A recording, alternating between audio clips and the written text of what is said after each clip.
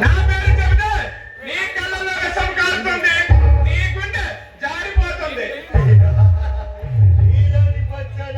చూసి గుండె ఆగి చచ్చే బలహీనుడు కాదురా ఈ పైగా ముల్లోకాలను ఎదురించైనా సరే వందేళ్ళు వద్దిల్లే వీరోని వీరుడురా.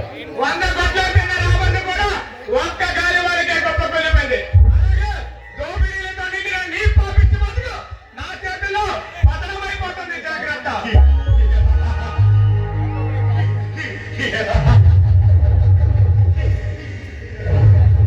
ఈ రాష్ట్రాన్ని దోచుకుంటున్న రాక్షసుని నేను నా ముందు నిలబడి నీ కొలు చూపావో మక్కలు ఎరగదీసి కొలు చూపిస్తారా?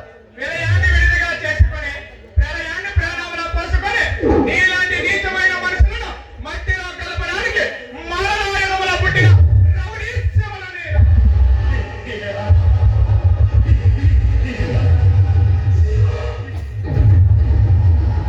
రౌడీ శివ అయిపోయిందిరా నీ చరిత్ర ఈ రోజుతో గతమైపోయింది. అంత తేలిగ్గా సమాప్తమవడానికి నాది నీలో పాపిష్టమైన చరిత్ర కాదు. నీతి అనే ఉగ్గుపాలు తాగి అవినీతిని అంతమందించే అక్షరాభ్యాసం చేసి నీలాంటి నరరూప రాక్షసులను నిలువున నరికి పారేసి రక్తాక్షరాలతో రాసుకున్న పవిత్రమైన చరిత్ర నాది.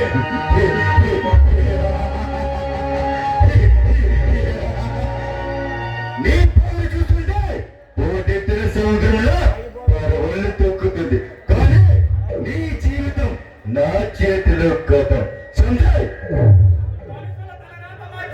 పెద్ద విధాతలో విరవేగకు. ఈ రోజు నుండి నీ పతనం ప్రారంభమైంది.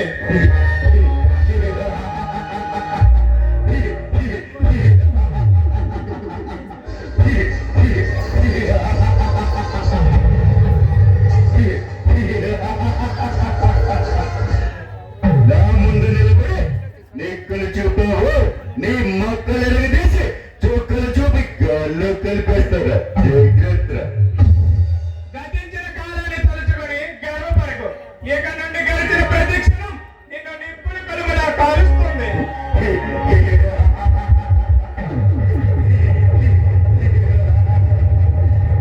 కాశ్మీర్ నుంచి కన్యాకుమారి వరకు అందరూ కొడుకుల కొడుకులు నన్ను అర్థం చేయాలని ఆశపడ్డారా కానీ అడ్రస్ లేకుండా పోయారురా.